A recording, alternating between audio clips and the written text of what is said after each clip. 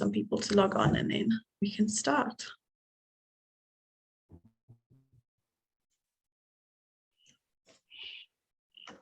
Hi everyone, welcome to another Finance Indaba Network webinar. We're just waiting for some more people to log on and then we'll get started.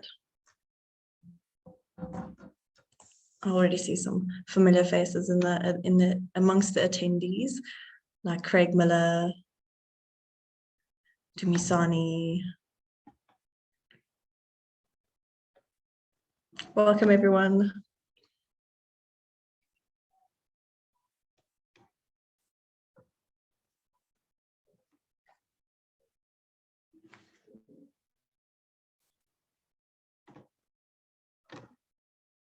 Okay, I won't wait too much longer. Everyone can start trickling in as we get started, but I think let's kick the webinar off. Today we'll be talking about cybersecurity and the CFO's cybersecurity checklist that they need to ensure a secure organization. So since the start of the digital revolution, cybersecurity has been one of the key discussions in every boardroom. To navigate this cyber-connected world, CFOs need to ensure they understand the different layers of cybersecurity. To help us understand what these layers are and how CFOs can ensure that they're implemented correctly, we have Ian Carter and Vickus Meyer from Nedbank CIB joining us today. Hi, Ian and Vickus. Morning all. Morning, Kaylin. Hello there. So just remind everyone that you can address your questions to us in the chat, but make sure that you have activated the to everyone so that it doesn't just go to the host and the panelists. As we go through our panel discussion, we will be addressing your questions as they fit into the conversation. And again, because it's South Africa, we might be hit with load shedding and there might be short outages. It should only take 2 minutes for everyone to get back online as we switch over to our battery backups and solar energies and all of the things that we've now gotten used to. So without further ado, let me get started. Ian, let's start with you. Can you tell us why cybersecurity is such a key discussion in the boardroom? Morning, Kaylin, and morning to the audience. I think, if you go into any form of research, you can just, there's a massive amount of information about the concerns about cybersecurity, but more specifically, if we look at home, so we've got the SABRIC, which is the South African Banking Risk Information Center. Their latest reports report an increase in financial related crime. The number of incidents up by 20% on a year-on-year basis, and 45% increase related to mobile. And while that, some of that is, but at the same time, there's a reduction on web-based crime. So it shows a shift to the digital era. It shows a shift to mobile capability. Other information, there's an enterprise risk planning provider, a critical one, a large one, a global one, and they report that that at least 45% of financial institutions have experienced some form of economic crime, and 39% across all industries. So it is prevalent and it is a key component that needs to be discussed. And not only that, if fintechs are top of discussions, investments in fintechs, where do we focus investment as an industry, as organizations related to financial processes? The Center of Professionals, which is a global research company, is saying that the most amount of investment is actually taking place in cyber fintechs and those cyber organizations that can assist in managing financial crime. So if you look at it from all aspects, a key component. And then when we look at it, so why has it grown and why is it so prevalent? So when we have a look at behavior through COVID-19, which resulted in exponential growth to digital behavior, but overall, organizations are looking at improving operational efficiencies through digitizing their capabilities. There's ongoing efforts by banks and all organizations to digitize their capabilities. You've seen the increase and the growth in e-commerce, in not only locally but globally, and and to enable that e-commerce and capability, you need digital capabilities. And the underlying component of all of that is that one needs to be able to store data. You need to be able to store information so that you can enable that critical client experience. Everybody chases that user experience to make sure that it's seamless, that it is a good one for your organization or financial institution. So all that information, all that data does need to be stored. And as a result, it's stored in cloud, it's stored, there's still scenarios where it's stored on premise, but that information is critical because it enables those financial flows. And then if you look at it from, sadly, from the criminal's point of view, the risk and reward of participating in cybercrime compared to the good old days of robbing a stagecoach, the risk and reward is significantly different. You can anonymously, from any point, from any region in the world, you can participate in cyber attacks with a very low risk of being with any impact to yourself. And of course, you can also, there's automation capabilities that they can apply. So while there are lots of capabilities and opportunities for artificial intelligence as well as bots to be able to perform other operational efficiencies, these capabilities are also available to cyber criminals. So when we look at that at the end of the day, there's a lot of information, a lot of concerns out there. Technology is a critical component to combating cybercrime. Not only the technology to protect your own environment, but some of the technology and the capabilities that banks and financial institutions provide to protect your financial processes as well. But that's not the only component, and I think those are the key messages that we want to land today. The technology is and the product capabilities are key capabilities. But in addition to that, it's what are the policies and the structures that are being implemented in organizations? Who takes accountability when you look at an entity within an organization, be it a listed organization with a board or be it a partnership? And as a result, who takes that accountability in the organization? What are the audit structures that are being considered to make sure that the checks and balances are in place? And then, of course, we're speaking about the technology and the capability that's key. And then the staff. Sadly, people are the soft point, they are the soft target when it does come to cybercrime. So when you look at your policies and your structure, not only about access in and out of buildings, access to systems as well, but also look at, in the new environment of working remotely, what are some of the controls, their capabilities to lock down printing, their capabilities to lock down devices, so that whether you enable USBs, which can proliferate some of the financial cyber attack capabilities into the environment. And so looking at all those layers, from the policies and the governance, the technology and the product capabilities that are available, and then what are the user and what are the staff structures that are being considered in an organization to make sure that you're doing your best to keep your organization safe.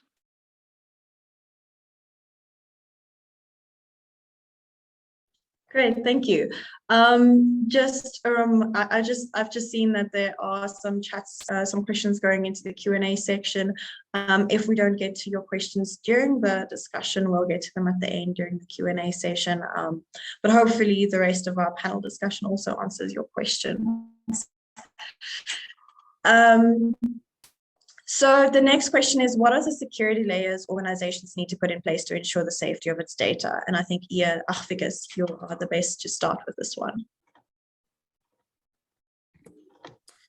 Great stuff. I think Ian highlighted quite a few of those, but I think very high level, what we suggest is that you break it down into three sort of main areas, that being policy and strategy, then looking at technology and solutions, and also then very importantly, your user behaviors. I think as Ian highlighted, many times the user behavior or the user is the soft target. So just starting on the left-hand side for the policy and strategy, I think as Ian once again mentioned, it's important to have those structures in place. So let's make sure that you have people in place that can monitor and manage this for you.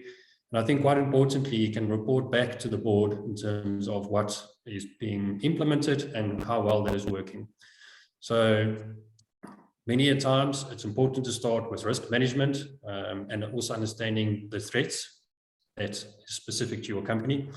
That really helps to make sure that you're spending money in the right places in terms of the processes and technologies.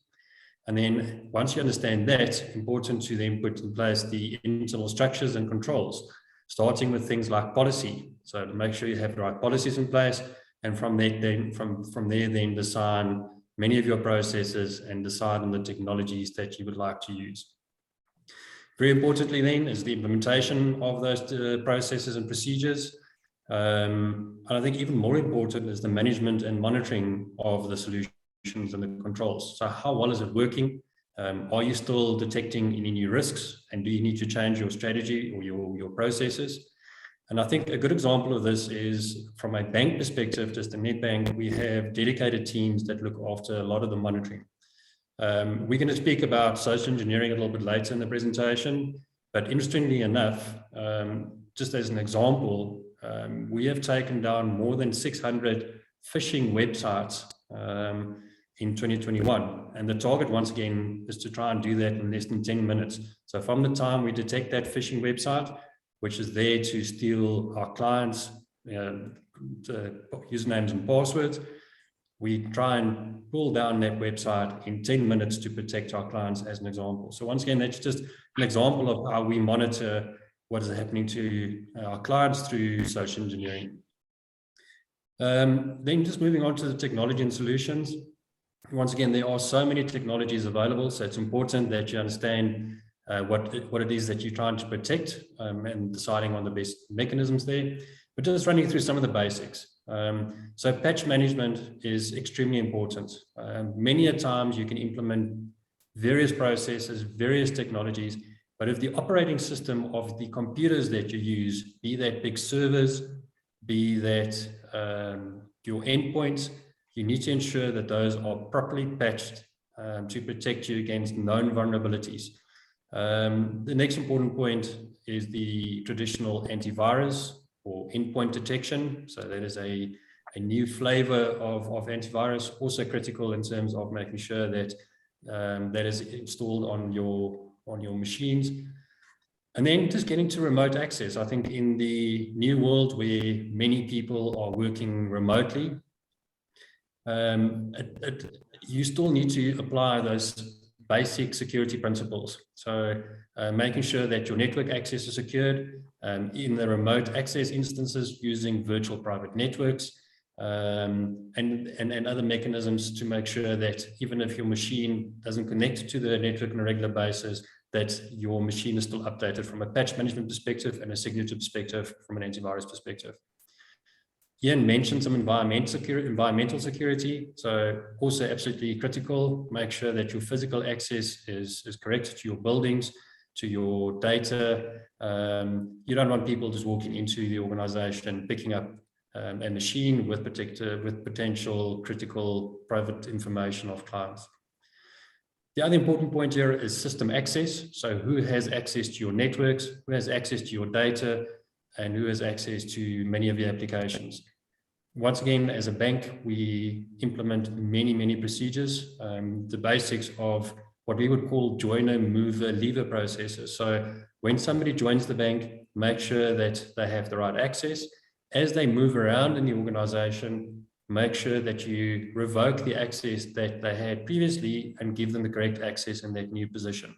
And I think Ian will elaborate around how we do that from a client perspective a little bit later. And then once they leave, very importantly, that you then remove that access. There are many instances, and there's been some, I suppose, public analysis of hacks that has happened before. And in many instances, that is related to access that has not been removed. So quite important as well. The other one is privileged access. So who has access to the actual database itself? Understanding that there are different levels of controls being applied from an application layer through to the database, through to the physical access. Make sure that you look after that privileged access. Once again, there are many tools available to look after that.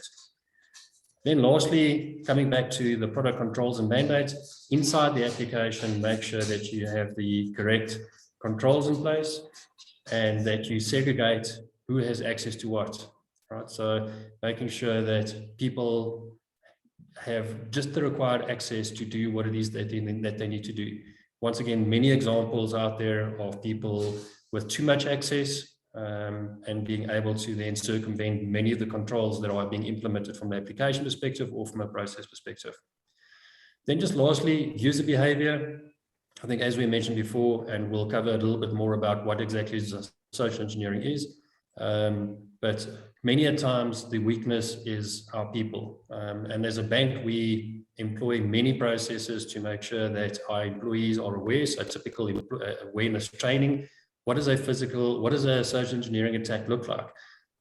If it happens, what is it that you do? So the user training and awareness from a user perspective is extremely important.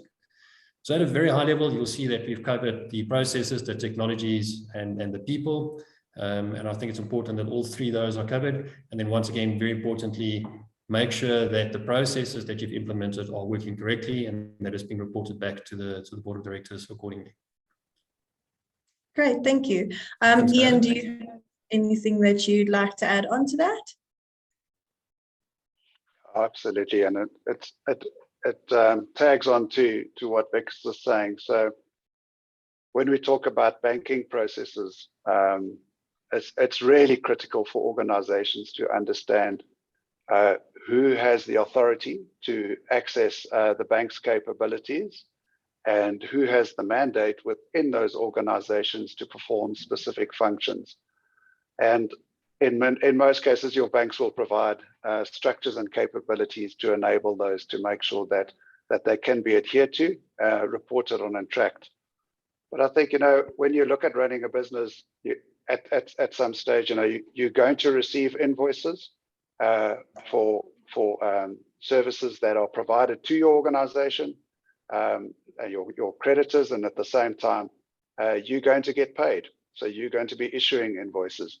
And as an example, so some of the key components are look at your procurement policies with regards to that, and to avoid invoice interception and fraud around those capabilities, make sure there's agreement up front in terms of what those procurement policies are, so that if there's any change to those invoices at any stage, you can stop, check, and validate. Because there's already an agreement in place between you and your partners, your business partners, and how those need to be managed.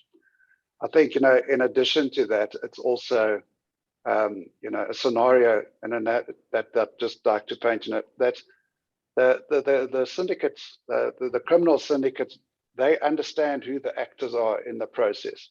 It's not difficult to get information about any organization in the industry with social media, LinkedIn, Facebook, what people do, what their roles are. And what we've seen is that those syndicates, they either they act on people's trust, or they change, or they drive certain behaviors in an organization. Well, not drive in the organization, they leverage behavior of individuals. And one of the things is to put pressure into the environment. So one can see where there are scenarios where the criminals will press on a Friday afternoon. They know people are either planning other capabilities, or it's just becoming a rushed period because there aren't the right people around to take the necessary steps to validate. So they press on a Friday afternoon or close to a public holiday. The amounts are normally significant, because then if it's the larger the amount, it should be real. They know who the players are, and we've seen a scenario where it was as simple as understanding who the parties were in that organization, who are able to capture, authorize, and who they're paying. And as I say, we saw a scenario as simple as sending a personal assistant an email requesting urgent payment to this party, and these are the bank details. And it was basically it was seen as the CEO of that organization providing that instruction. And of course, leverage the real-time capabilities in the payment environment that's available today. So there was pressure put into the environment, large amount, and instead of stepping back and just asking, some very basic questions, contact the party who you're supposed to be paying. Is this your payment?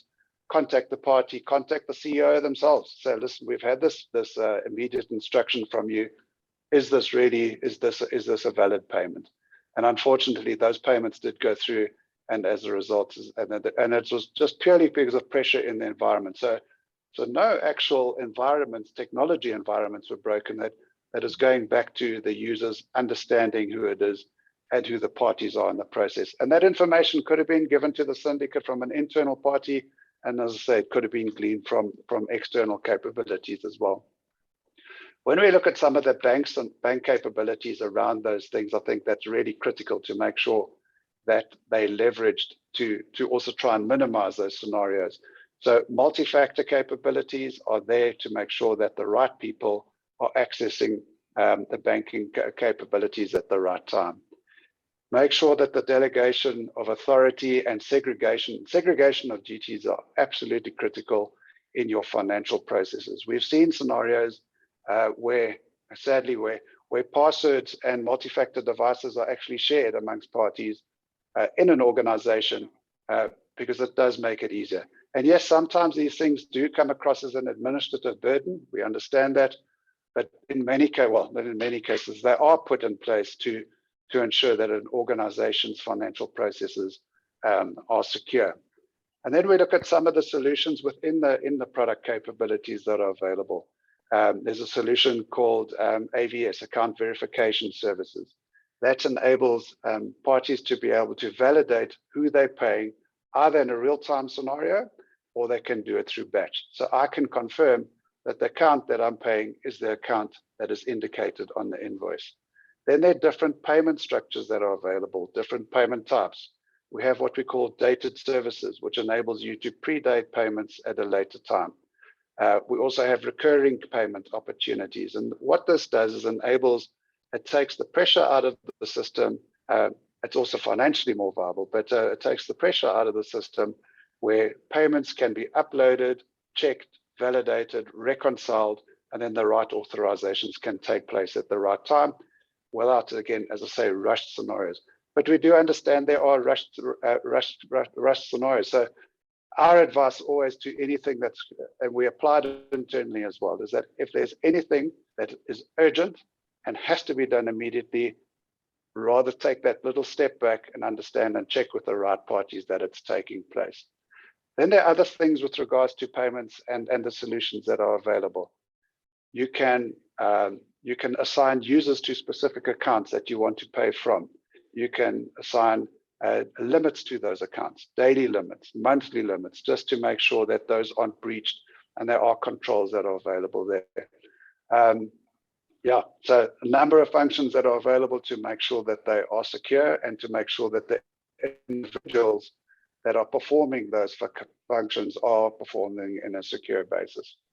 And then there are other things. We've got hash totals that you can provide onto if you're uploading files into the online solutions. And those hash totals ensure that the files aren't intercepted and there aren't additional payments that are inserted into those. And then, of course, from our host-to-host capabilities into the line of business, their encryption and making sure that the files that were downloaded by the party for instruction to pay are the files that we receive in our organization and we process on that organization's behalf. So there are plenty all the way through, but I think the biggest message is absolutely there are solutions that are available in the organization, but the segregation of duties, understanding who is performing those functions in your organization is absolutely key. Absolutely. So Vickus, Ian has mentioned quite a lot of the technical capabilities that need to be in place in organizations, but maybe you can tell us, from your point of view, what some of the technical capabilities are that need to be in place and what Nedbank has been doing from their perspective.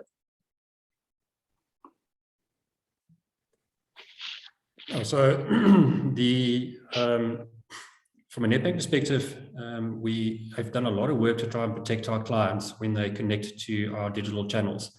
So one of the things is, from a Nedbank Business Hub perspective, we have implemented a certificate management solution. So that certificate really then is downloaded by the client on the first time when they register for their banking credentials.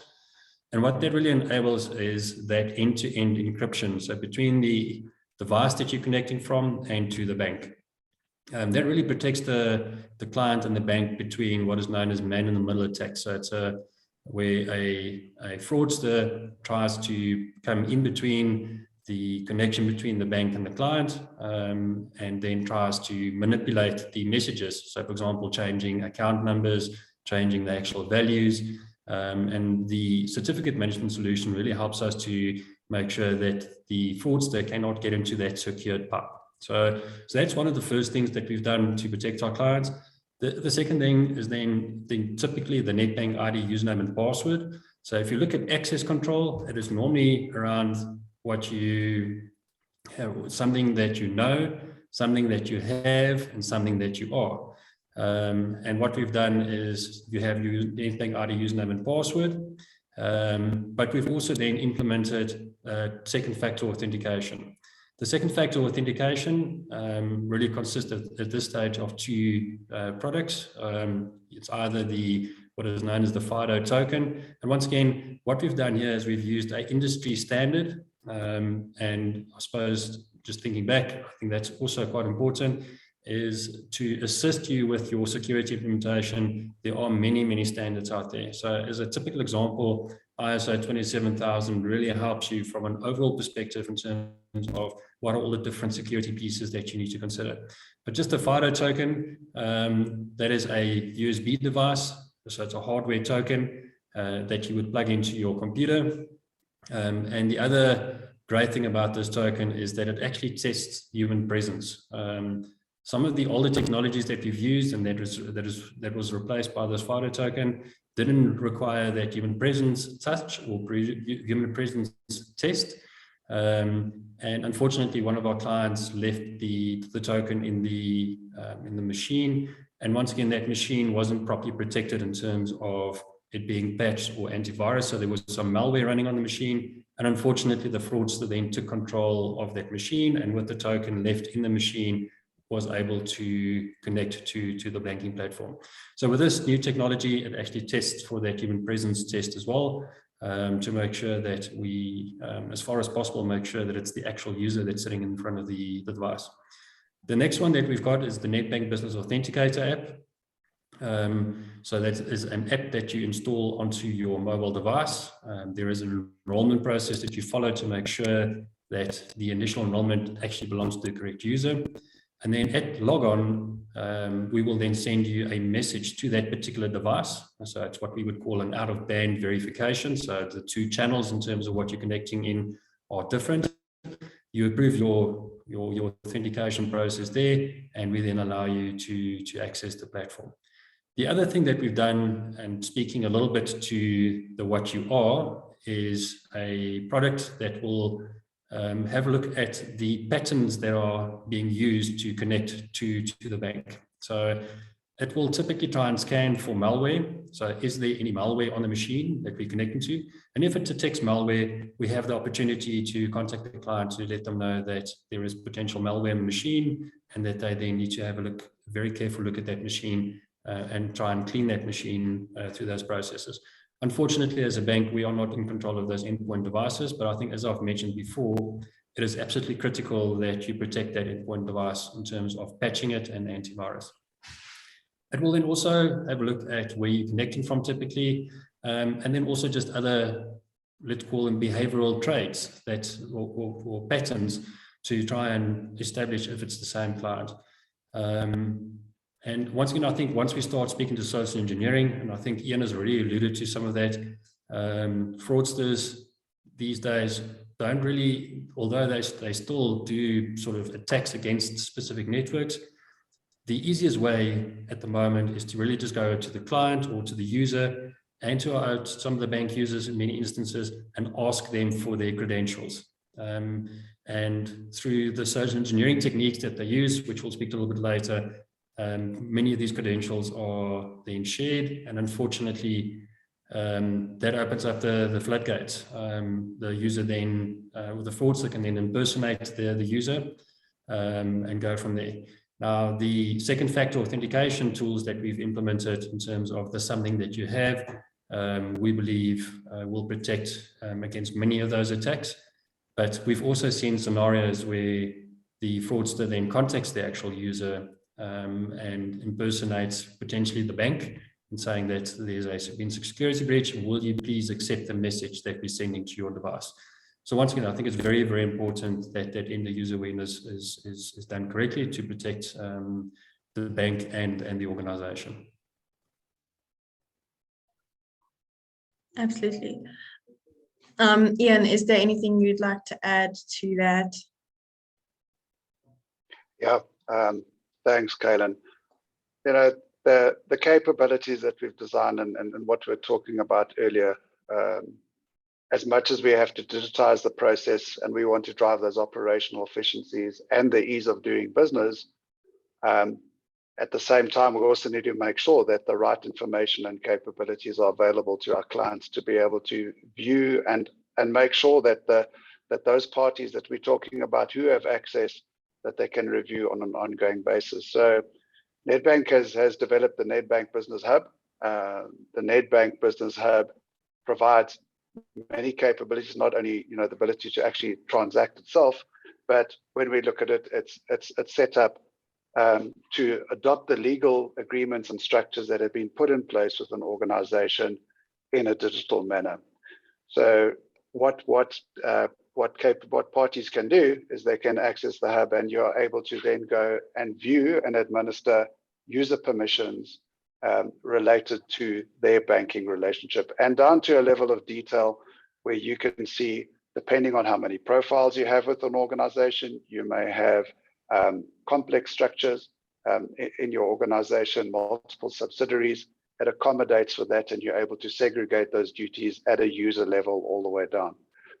You're able to determine what we call authorized parties, and the authorized party is that individual or individuals, could be multiple, that the governing body of that organization has nominated to have the responsibility of managing that relationship with the organization. They can then have sight of all the capabilities, and they can also appoint other parties to perform similar functions. But what they can't do, what we're making sure in our capability, is that they can't themselves add somebody with the same level of user rights within the organization without it having to go back to the governing body of that organization to confirm it. We need to make sure from the bank side that it's the right person performing those functions. They're then able to put those mandated parties in place. Can you hear me? I'm just getting a notice that my connection's unstable. I can hear you well. All good. Okay. So, and then as I say, down to user permissions, which is also important. Spoke a little bit earlier about you can set up users who can access specific accounts. They can perform specific functions against those accounts. And you can set up those structures to ensure only certain parties have access to certain information. As part of this digital process where we're trying to make things easier, information is also more readily available through the technology and the channels. So for example, in a self-service environment, you're able to go and pull bank statements. You're able to go and get tax certificates. You're able to go and retrieve proof of account information off channels these days. So you want to make sure that the right party is accessing that information and extracting that information. And of course, you want to know when they are doing it. So there's information available around that as well.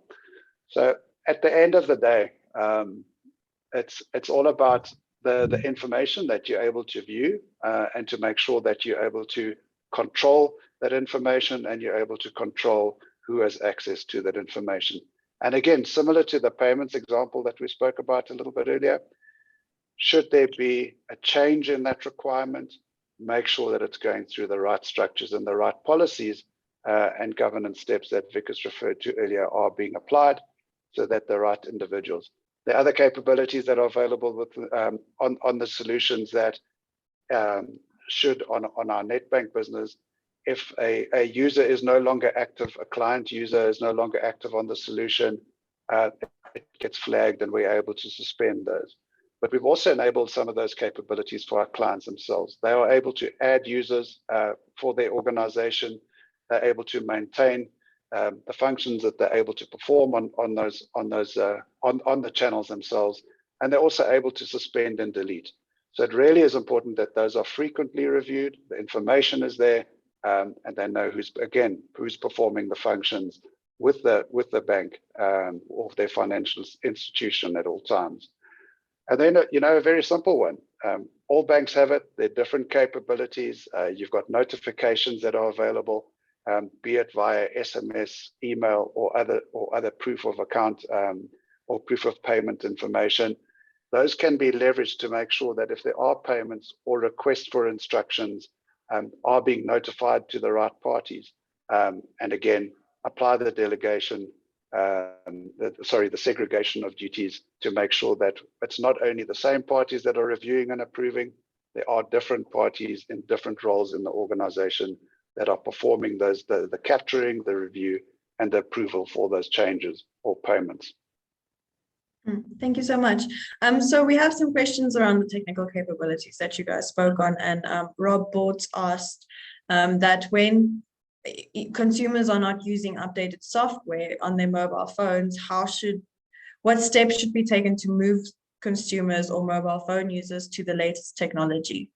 I don't know, Ian or Vickus, who would like to take that question? I'll give it a stab, Kaylin. So that it remains a challenge. I think what we are trying to do from a bank perspective is when we launch new apps from a bank perspective, we try and test it across all those different platforms. However, unfortunately, in many instances, end users don't upgrade the actual software. So there's always software upgrades available over the air or from the actual app stores itself. And I think it's just important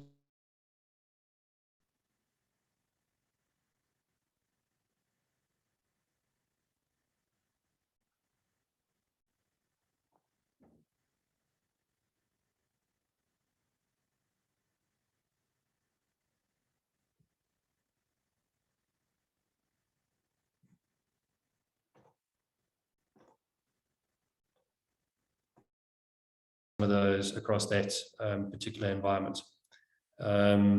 So yeah, I suppose it's not an easy answer, especially when it comes to mobile devices. But I think one of the mechanisms that we use as a bank is to make Wi-Fi available, so users are allowed to connect their devices to the Wi-Fi, and they are allowed to then update their operating systems via those Wi-Fi networks. And then Ian, I think this is a question more for you, is John Pierre Bosman asked, currently there's a risk in phone cloning incidents and using two-factor authentication. Do you have any examples of this happening locally? Not particularly in our space that I'm aware of. That's not to say that it hasn't happened, and I think primarily because of the capabilities that Vickus was referring to earlier. With the second factor authentication solutions that we offer, it's about making sure that it's allocated to the right individual in the organization that's accessing, because we're really focusing on the business side of it in terms of accessing the business banking opportunities here. And so what the capability that we're seeing is very much making sure that the devices, the second factor authentication devices, they secure. They can ensure that there's that encrypted secure pipe between our client and the bank, and that we know exactly who it is that's performing it. To the point that's being made about different opportunities, I think that leads right to the discussion in the opening remarks. There are so many different new ways that people are looking at performing and accessing cybercrime opportunities that it really is about how do we make sure, so in addition to the capabilities that we implement, what are those human controls that we can put and governance controls that we can implement in the organization and our product capabilities to stop it should something like that start to take place.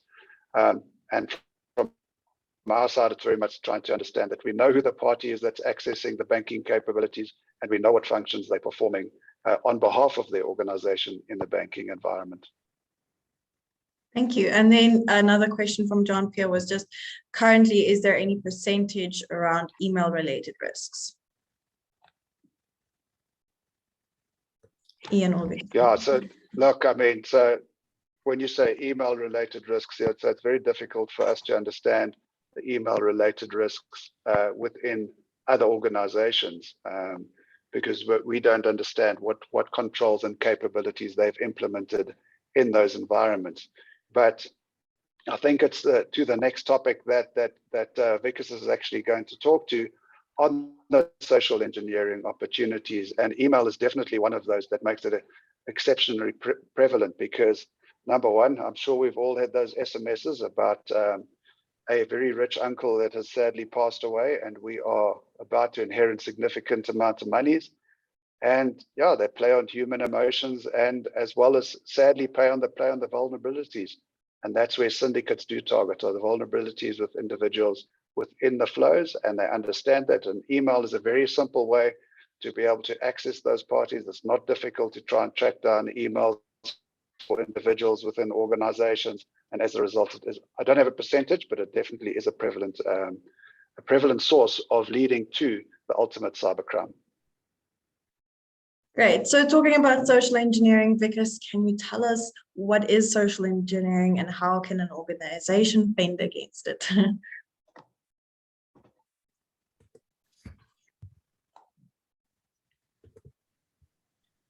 Right. So just quickly talking about social engineering, I think as the slide highlights, it really is the psychological manipulation of people into performing actions or divulging confidential information. There are different techniques that fraudsters follow. So just starting at the very top is what we call phishing. So it really is a technique of just obtaining fraudulent information.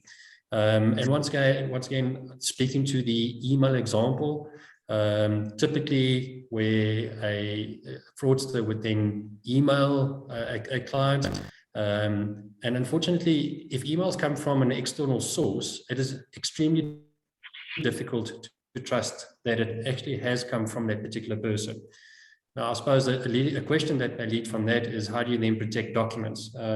And documents, once again, can be encrypted, or you can use digital signing to sign some of those documents. And then there are mechanisms to check that the signature on that particular document is valid. But with these phishing attacks, they will typically then include information that persuades the user to click on a link, which then takes them through to a phishing website. And the fraudsters are extremely good at making that website look like a valid, let's use the example of Nedbank, making it look exactly like the Nedbank website. So, and if you look at the URL or the web address, you will then notice that there are small changes or small differences between the actual website and then, for example, the Nedbank website. And that's where I spoke to, where we monitor that very carefully from a bank perspective, and if we detect those, we try and remove those websites as quickly as possible. Just moving on to the next one is really more of the same as phishing, but in this specific instance, it's more speaking to voice phishing. So Ian's example of somebody phoning the CEO or the CFO for potentially, or maybe one of the other people in the financial department, to convince them to load a payment based on it's extremely urgent. If it's not being paid, then something will go wrong, or there'll be significant penalties or interest. There are just so many examples of fraudsters or social engineers trying to convince a user that they've got to do this immediately, and if they don't do it, there will be dire consequences. So once again, just an example of voice phishing. Then smishing, once again, is just more of the same, but using SMSs. In fact, I've just this morning received another SMS telling me that my Luno account will be suspended by 12 o'clock today if I don't click on this link, which will take me to a website where they will then ask me to enter my user information. So once again, just more of that. It's urgent, it must happen immediately, and really trying to convince the end user that they've got to do this. Then baiting. Baiting is built on the premise of taking the bait.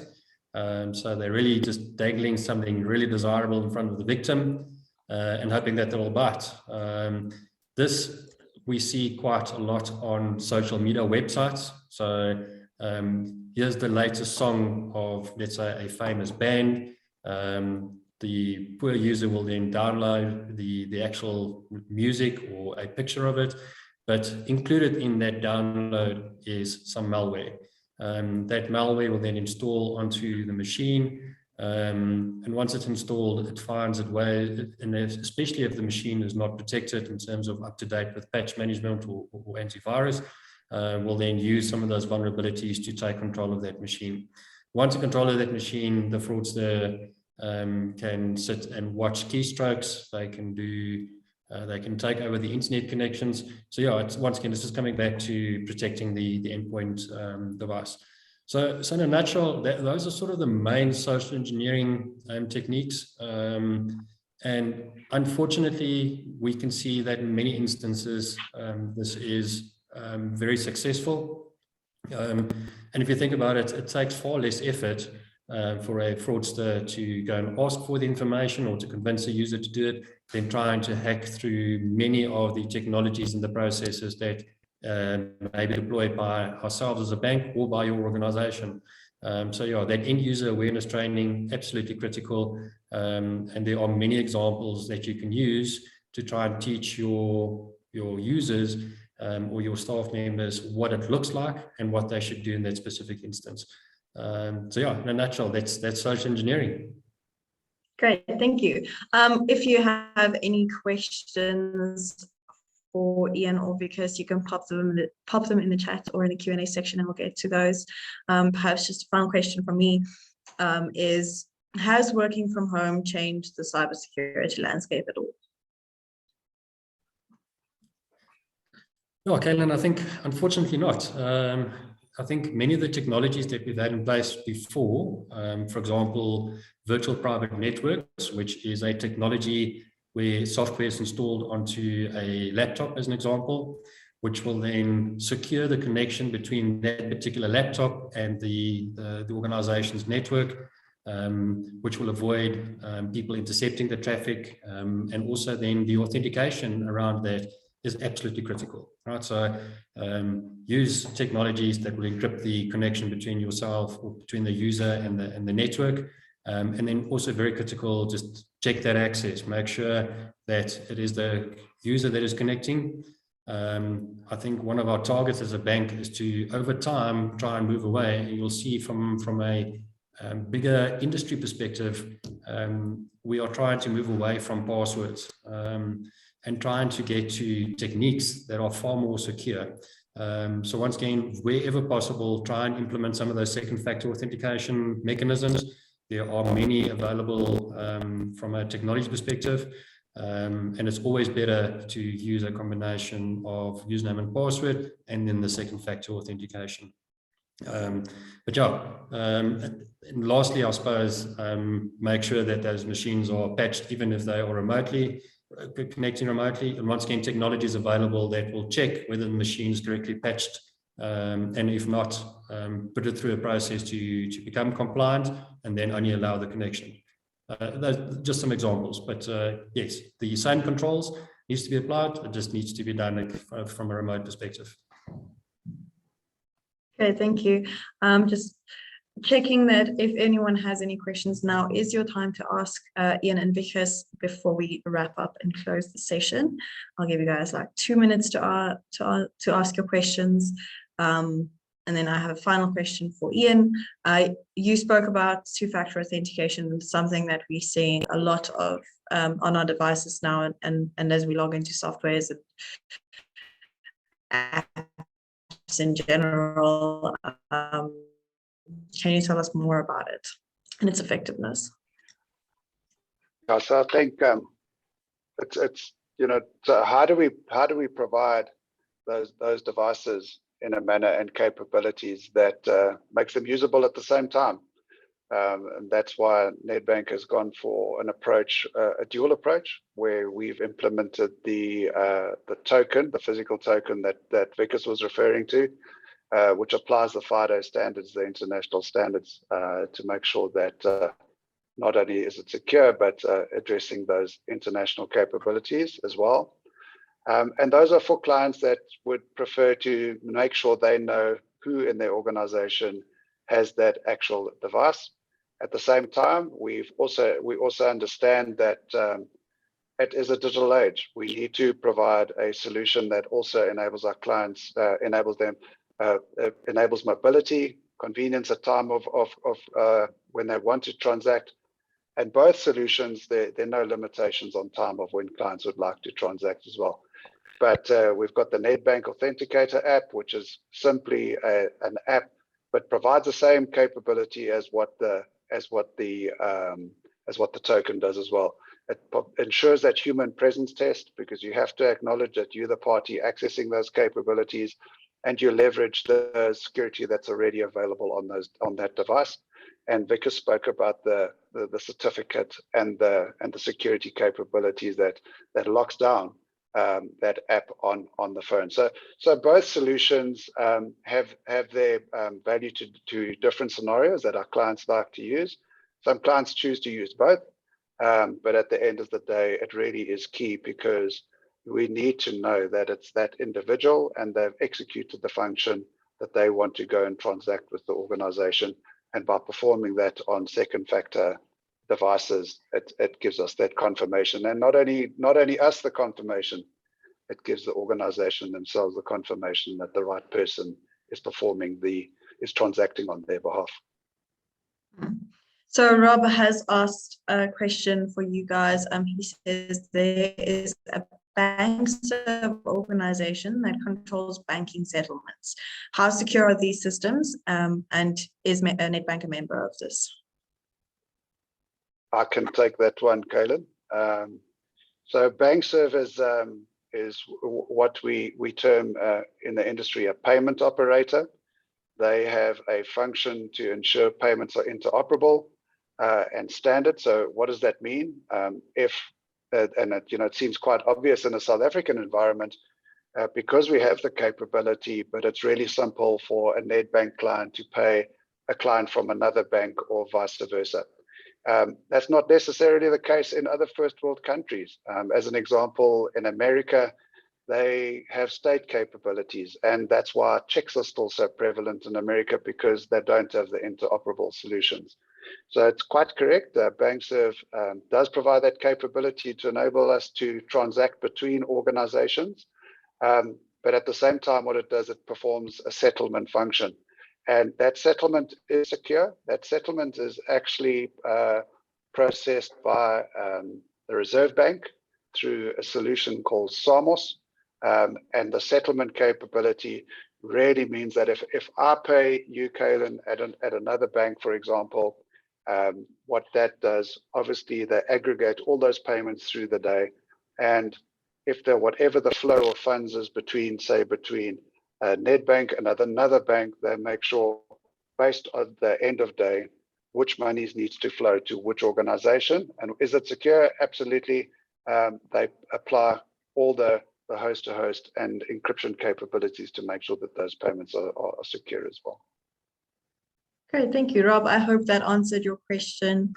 I think if anyone has any other questions, now's your time to ask. Just give it 2 seconds.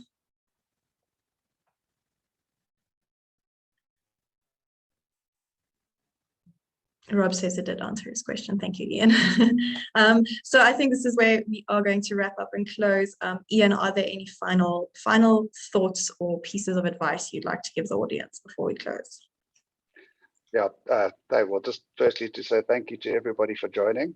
But that little extra step, if you're not sure, pick up the phone the party that you're paying or receiving the payment from, and just double check that those are the right details of doing it. That extra little step really can save items in the long run. And then, banks are very happy to help and to sit with clients to make sure that their environments are structured leverage the capabilities and the offerings that banks do provide to make sure then the client's environments are safe.